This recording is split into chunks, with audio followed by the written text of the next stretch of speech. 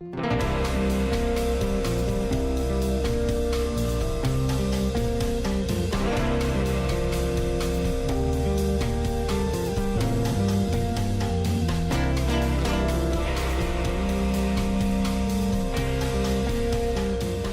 many of you have ever received unfair treatment? Jesus said it is impossible that no offenses should come. Do you have the right to be offended? Offense is a snare, a trap. An offense is the bait of Satan. The bait of Satan. John Bevere's best-selling book has changed lives all over the world. God's word, His promise, will always come to pass as long as you don't get offended. And now, John Bevere Ministries presents The Bait of Satan Curriculum, a 12-part series designed to free you from the snare of offense. What you do with the offense will determine your future. Estamos prontos para começar. O currículo em vídeo A Isca de Satanás, lição número 9. Estão prontos? Vamos revisar um pouco do que vimos a noite passada. A noite passada vimos, na verdade, que Jesus é chamado a rocha da ofensa, certo? E a noite passada descobrimos que ele ofendeu pessoas por onde passou. Sabe, é uma coisa impressionante quando vemos a quantidade de pessoas que ele ofendeu, amém? A verdade ofende. Se você puder se ofender, amém? E Deus vai usar isso, então ou você cresce ou tropeça, amém? Mas vimos na noite passada como Jesus ofendeu os fariseus e lembramos como ele fez a declaração. E eles não gostaram muito e os discípulos disseram, você sabia que você ofendeu os fariseus dizendo aquilo? Ele disse que os cegos guiem os cegos ao precipício. Ele disse, qualquer planta que meu pai não plantou será arrancada. Então ele disse, na verdade mostrou, que quando a verdade é pregada, isso trará ofensa, e essa ofensa Deus vai usar para arrancar aqueles que não são dele. Então vimos que ele ofendeu a sua própria cidade natal, pelo que ele pregou. E ele os ofendeu a um ponto que queriam empurrar ele de um barranco, e ele ofendeu até os próprios membros da sua família, o que para mim é impressionante. Seus irmãos, sua mãe... Suas irmãs acharam que ele estava louco e foram buscar ele no lugar. E ele disse, quem são meus irmãos, a minha mãe e minhas irmãs, senão aqueles que ouvem a palavra de Deus e praticam, amém? Alguém aqui é os irmãos, a mãe e as irmãs dele, amém? Certo, e então vimos que ele ofendeu até sua própria equipe, isso também me impressiona. Ele pregou algo, a equipe ficou ofendida e disse, isso é uma coisa muito dura.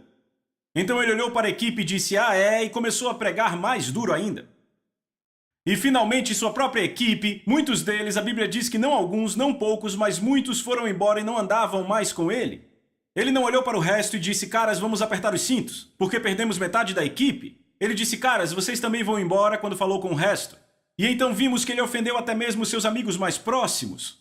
Lázaro estava doente para morrer e os mensageiros de Maria e Marta, quando chegaram, de repente, Jesus estava ensinando, disseram a ele, Jesus, você tem que vir conosco agora. E a Bíblia diz que quando ele ouviu que Lázaro estava doente, ele ficou mais 2 dias. E finalmente, quando ele chegou lá, alguns dias depois, Maria e Marta, a primeira coisa que disseram foi, Senhor, se você estivesse aqui, o nosso irmão não teria morrido. Então vemos que Jesus estava ofendendo pessoas, onde quer que ele fosse. Nessa lição hoje à noite, eu quero olhar para o inverso. Eu quero que vocês vejam hoje o lado totalmente inverso do que Jesus fez ao ofender. Vocês vão entender do que estamos falando. Mateus capítulo 17, onde vamos começar hoje.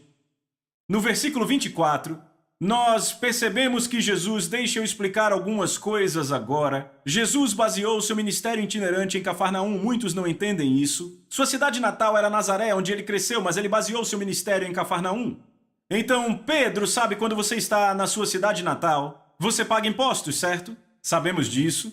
Bem, Pedro estava no templo e estava entre as pessoas que coletavam o imposto do templo. E esses oficiais olharam para Pedro e disseram, ei, o seu mestre, o cara que você anda seguindo, ele paga os impostos do templo? E Pedro ficou um pouco nervoso com isso e disse, claro, ele paga os impostos. E então ele voltou imediatamente, e quando ele entrou no lugar onde Jesus estava assentado, Jesus se antecipou a Pedro e se antecipou ao que ele ia dizer. Porque muitas vezes, sabe, Jesus operava numa poderosa palavra de conhecimento. Então Jesus disse a Pedro o seguinte, veja o verso 25. Sim, respondeu ele, ao entrar Pedro em casa, Jesus lhe antecipou, dizendo, Simão, o que te parece? De quem os reis da terra cobram impostos ou tributo? Dos seus filhos ou dos estranhos? Agora, por favor, olhe para mim. Ele está fazendo uma declaração simples aqui que todos deveriam saber, mas eu vou deixar bem clara. Jesus olha para Pedro e diz, certo, temos reis, de nações, de reinos, e de quem eles coletam impostos? Eles coletam dos seus próprios filhos, os príncipes e princesas, ou eles coletam impostos de estranhos? Essa é uma pergunta bem simples, não é? E Pedro, claro, respondeu e disse, bem, eles coletam impostos de estranhos, não de príncipes e princesas. Na verdade, os príncipes e princesas se beneficiam muito dos impostos. Eles têm as melhores roupas do reino, vivem nas melhores casas do reino, eles se beneficiam dos impostos, certo? Que os estranhos pagam, correto? Agora veja isso. Verso 26, então Pedro respondeu dos estranhos. Jesus disse a ele, então os filhos são livres. Agora olhe para mim, por favor. Jesus trouxe uma questão aqui, na verdade ele fez a pergunta para trazer a questão. Ele disse, certo, então eles coletam os impostos de estranhos. E Pedro respondeu isso, e Jesus disse, então está certo. Os príncipes e princesas, os filhos e filhas dos reis, eles vivem livres, correto? Vamos, falem comigo. Vivem totalmente livres, são isentos de impostos, não precisam pagar impostos, certo? Então o que ele está fazendo? Ele está dizendo, ei Pedro, adivinhe, o meu pai é o dono daquele templo. Eu sou filho dele. Eu não preciso pagar impostos. Estão pegando isso? Os estranhos são os que pagam os impostos. Eu sou isento de impostos. Eu sou livre. Eu não preciso pagar impostos. Aleluia, certo? Todos começam a ficar felizes e se animar nesse ponto. Especialmente os que trabalham para ele, mas vejam o verso 27. No entanto, para não os ofendermos,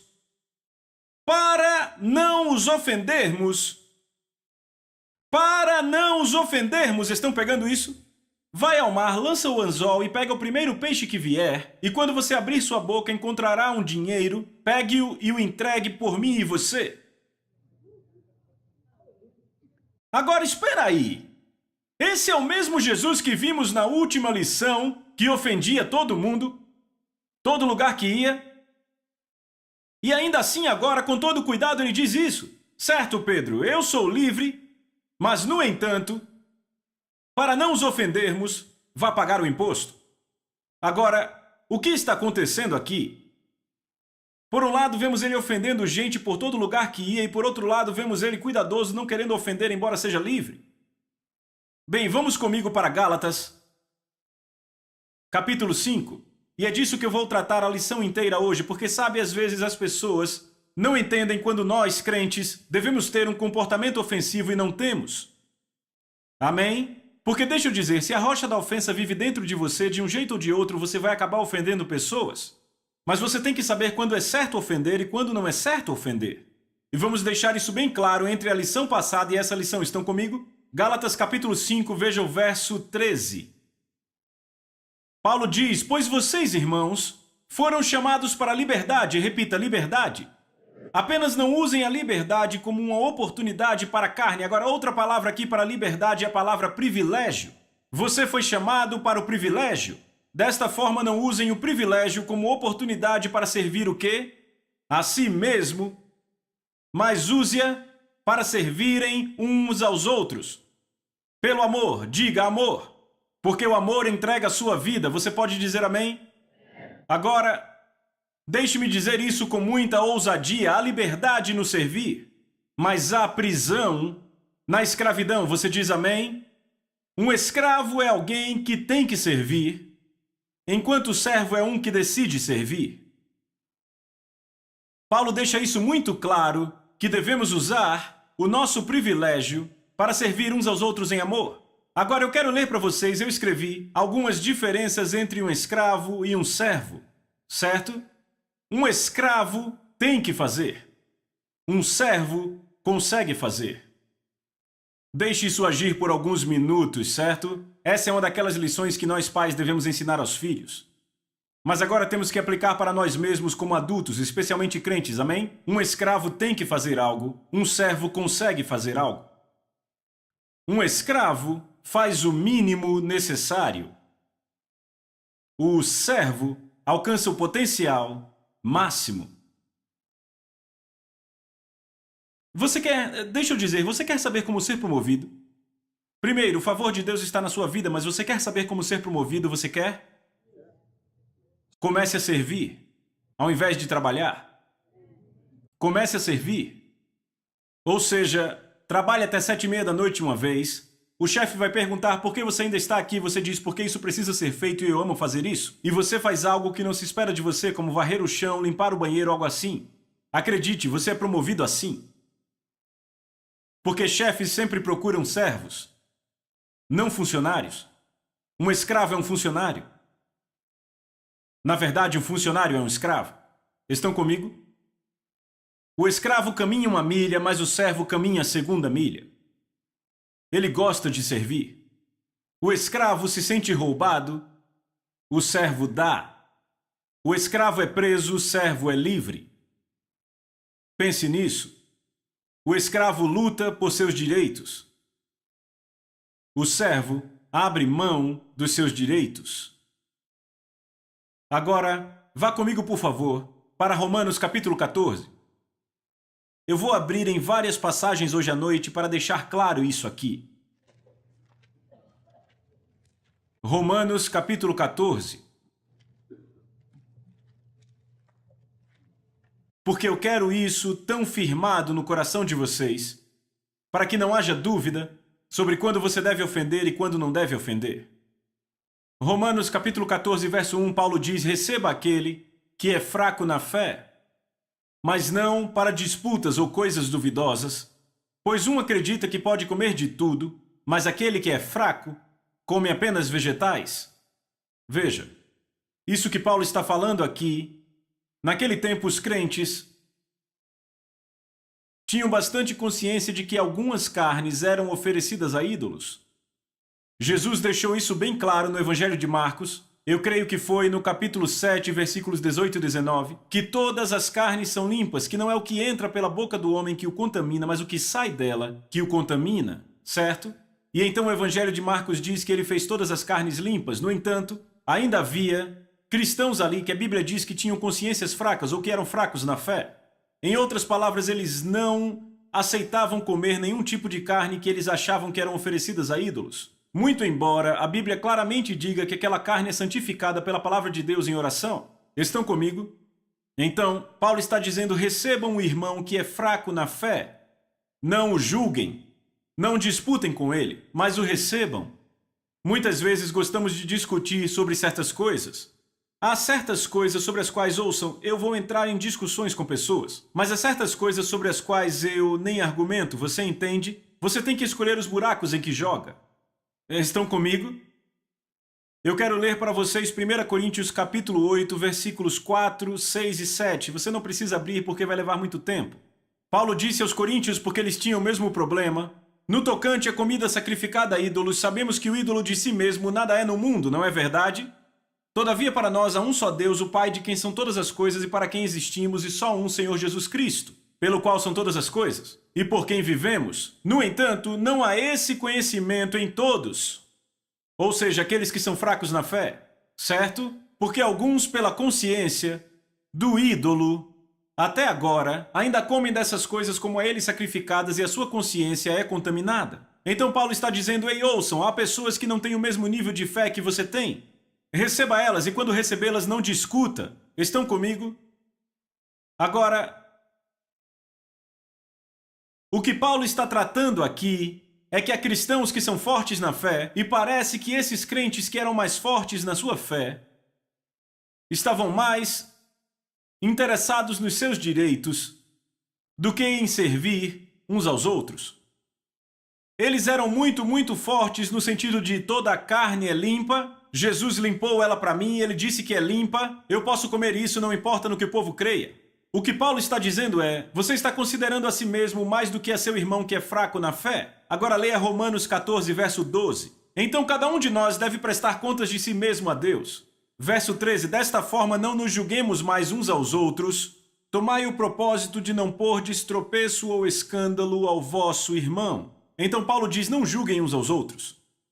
Não julguem a pessoa que é fraca na fé, e esta pessoa que é fraca na fé não julgue a que é forte na fé. Não coloquem entre vocês uma pedra de tropeço.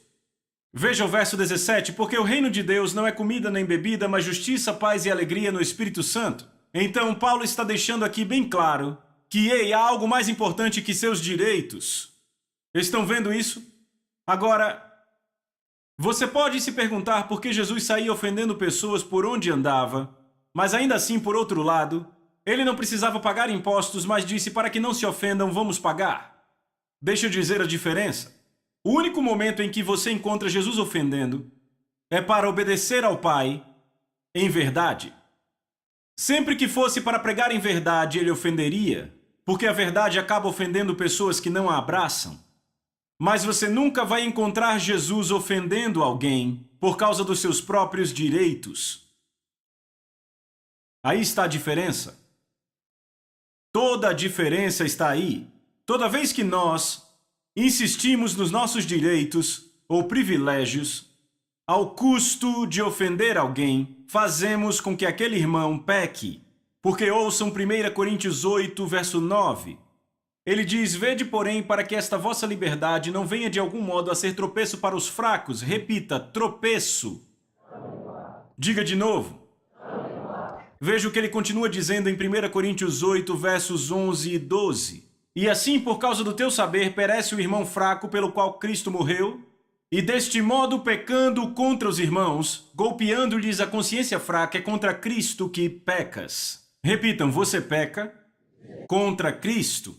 Agora ponha seu marcador aí, porque vamos voltar para Mateus 18. Mateus 18, por favor. Agora, imediatamente depois do final do verso 17 que acabamos de ler, quando ele diz, no entanto, para que não se ofendam, vai ao mar e lança o anzol. Ele vai direto para o capítulo 18 e começa a falar como você deve se tornar como uma criancinha, certo? Mas então ele adverte imediatamente no verso 6, depois disso. Ele diz, mas todo aquele que fizer um desses pequeninos que crê em mim pecar, repitam, pecar. Agora vamos ler de novo em 1 Coríntios 8. Ele diz, e assim por causa do teu saber, perece o irmão fraco pelo qual Cristo morreu, e deste modo, pecando contra os irmãos, golpeando-lhes a consciência fraca, é contra Cristo que pecais. Quando você fere a consciência fraca de um irmão, você peca contra Cristo. Jesus diz no verso 6, mas todo aquele que fizer um desses pequeninos que crê em mim pecar, seria melhor para ele. Agora veja o que Jesus diz, isso é forte. Se uma grande pedra lhe fosse amarrada ao pescoço e ele se afogasse na profundeza do mar, ai do mundo por causa das ofensas, porque é inevitável que as ofensas venham, mas ai do homem pelo qual vem a ofensa. Se a tua mão ou pé te faz pecar, corta-o. Agora eu vou dizer algo. Se o privilégio que você tem como crente do Novo Testamento faz com que o outro irmão peque, corte-o. Deixa eu dar um exemplo do que aconteceu comigo e Lisa. Alguns anos atrás, quanto tempo faz? Faz tempo, há quase 10 anos atrás. Eu levei Lisa e nossos 3 filhos, porque naquela época Arden não tinha nascido. Addison tinha 6, Austin tinha 3 e Alex 1. Eu levei Lisa, Addison, Austin, Alex e uma babá para a Indonésia. Agora, para a Indonésia é uma longa viagem. Basicamente, você voa para lá, vai indo, depois começa a voltar. Ok? É longe assim. Então levou coisa de 30 horas provavelmente para chegar lá. E eu digo, quando chegamos lá em Bali, Indonésia, nós estávamos exaustos, certo? Saímos do avião, fomos pegos pelo pastor e ele organizou para ficarmos no hotel de um dos diáconos da igreja. Agora entenda, Bali é um lugar lindo, é uma ilha de resorts, mas o hotel desse cara não era o hotel mais legal que você já viu, e era em uma vizinhança da pesada. E eu lembro que chegamos lá e as paredes pareciam feitas de papel, e havia cachorros lá fora na rua latindo a noite inteira. Bem, minha esposa mal conseguiu dormir, meus filhos mal conseguiram dormir, então na manhã seguinte, quando acordamos, estávamos totalmente exaustos, certo? Mas tínhamos que pegar um voo para Java e imediatamente começar a pregar, 2 vezes por dia pelo menos, por 2 semanas, ok? Havia apenas um dia de descanso nas 2 semanas. E eu lembro que houve um dia específico em que pregamos 5 vezes num só dia. Era uma igreja de 30 mil membros, ok? E hoje, na verdade, eles têm 85 mil membros. É uma igreja magnífica, sabe? Eles têm cultos no meio da semana às 7 da noite, 10 da noite e 1 da manhã. Certo? Tem cultos no meio da semana até às 4 da manhã, ok? Eu fiz o de 7 e 10 da noite e, sabe, tinha 7.000 pessoas naquele. E então eles têm 7 cultos aos domingos. Então, sabe, era uma agenda ministerial muito ocupada, ok? Sabe o que era mais bonito? 60% daquela igreja era de muçulmanos convertidos. Mas então, terminamos as 2 semanas e eu lembro que estávamos em Java sentados à mesa de café da manhã, nos preparando para voltar a Bali. Para mais alguns cultos, ficaríamos 2 dias e voltaríamos para casa. E estávamos sentados à mesa com uma mulher muito rica. E a mulher olhou para nós e ela meio que tinha descoberto sobre o hotel onde estávamos e onde íamos ficar de novo, o hotel dos cachorros latindo. E então ela olhou para minha esposa e disse, sabe, eu quero abençoar vocês. Sabe, tem um hotel 5 estrelas na praia de Bali. E lembrem, Bali é como o Havaí, certo? Ela disse, um hotel 5 estrelas, eu quero deixar vocês com 2 quartos. Então eu vou colocar vocês lá e eu vou pagar tudo. E eu fiquei, oh, glória a Deus, sabem? E meus filhos ficaram empolgados, a intérprete ficou empolgada, mas a minha esposa disse, querido, eu não me sinto muito bem com isso. E eu disse, não, imagina, tá tudo bem, tudo bem. Ela disse, mas John, sabe, o pastor é um dos diáconos, é o hotel dele. Eu disse, ele não vai se importar, essa senhora nos abençoou, não se preocupe, eu vou resolver tudo, deixa comigo. Então estávamos voando dentro do avião para Bali e minha esposa disse de novo, querido, não estou confortável com isso. Eu disse, Lisa, não se preocupe com isso, esse cara nos quer abençoados, é um pastor amoroso, ele vai ficar bem com isso, ok? Então pousamos, estamos esperando a bagagem e ela, querido, eu não me sinto bem com isso. Eu disse, querida, tá tudo bem, deixa comigo, tá certo? Fica tranquila. Então eu entro no carro com o pastor, olhei para ele e disse, ei pastor, eu tenho boas notícias. Alguém nos abençoou de verdade com um hotel 5 estrelas na praia, ela vai pagar tudo para nós. 2 quartos, eu disse a ele, então não precisamos ficar naquele hotel que ficamos quando chegamos aqui. Ele ficou bem quieto, não falou nada. E então eu disse, tudo bem? E ele disse, eu vou ser honesto com você. Eu disse, espero que sim. Ele disse, bem, você vai realmente ofender este homem? Se você ficar nesse outro hotel, ele disse, porque o hotel deste homem foi reservado hoje e ele guardou os melhores quartos para você, sua esposa e seus filhos. E eu imediatamente vi o que eu tinha feito.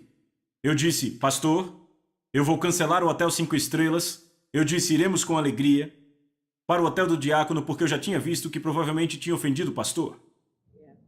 Então, era um direito meu ficar no hotel 5 estrelas quando alguém ia me abençoar, absolutamente. Mas ia fazer com que 2 irmãos tropeçassem. Ia causar uma ofensa. E eu certamente prefiro não fazer com que alguém se ofenda do que usar meu direito de ficar no hotel 5 estrelas.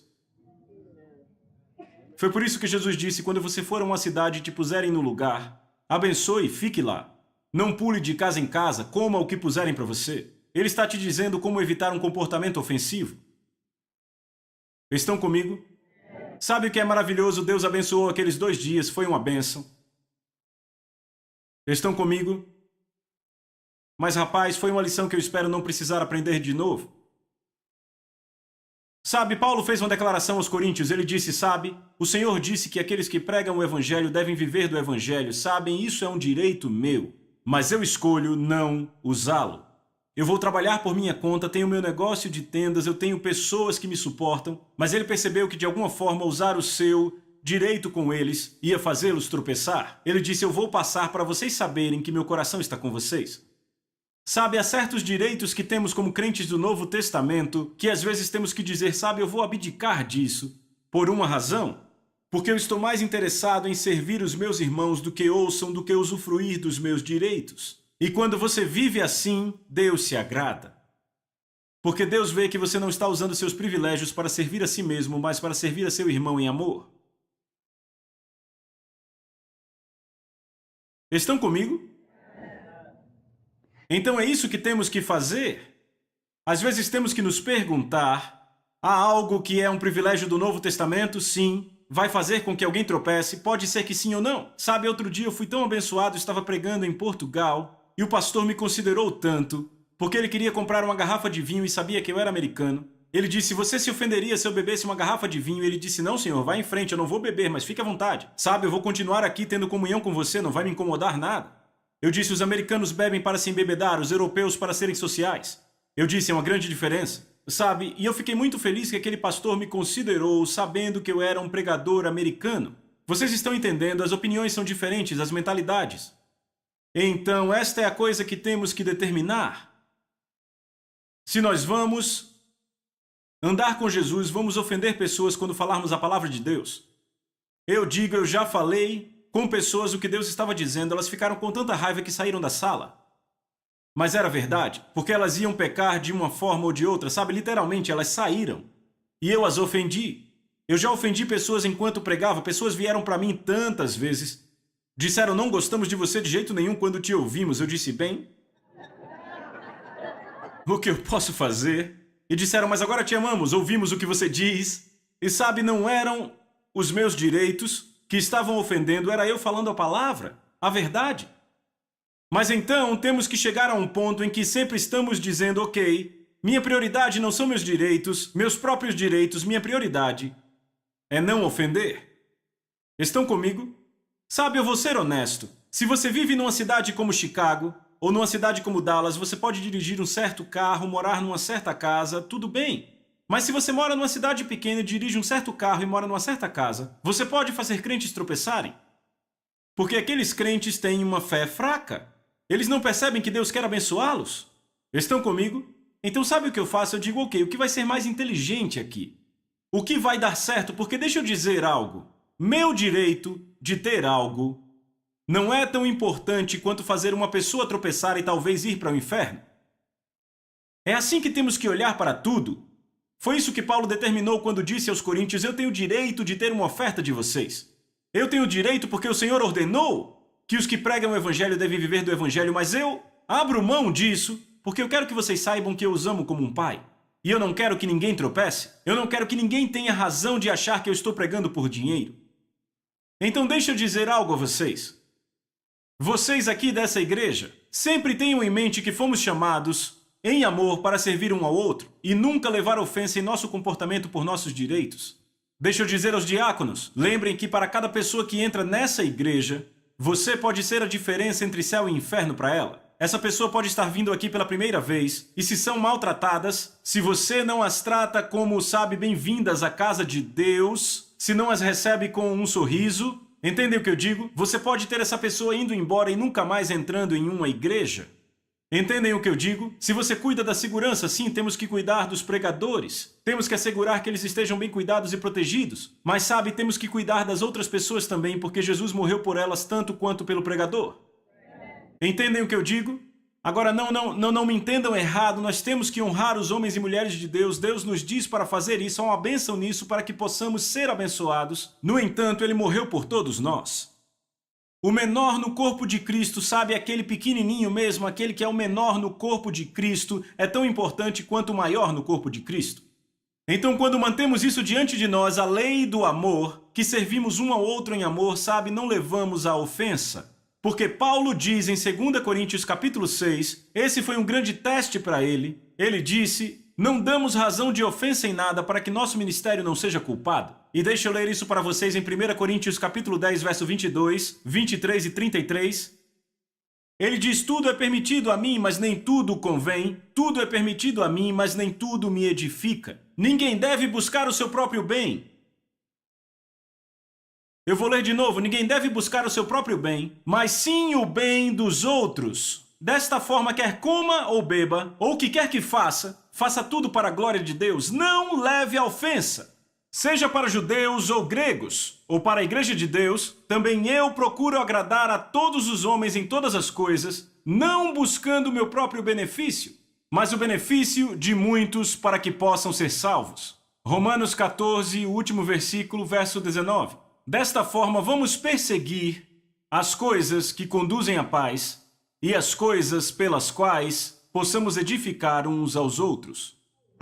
Aí está o seu grande teste, amém? Lembrem, em amor, sirvam um ao outro e não ofendam pessoas por seus direitos.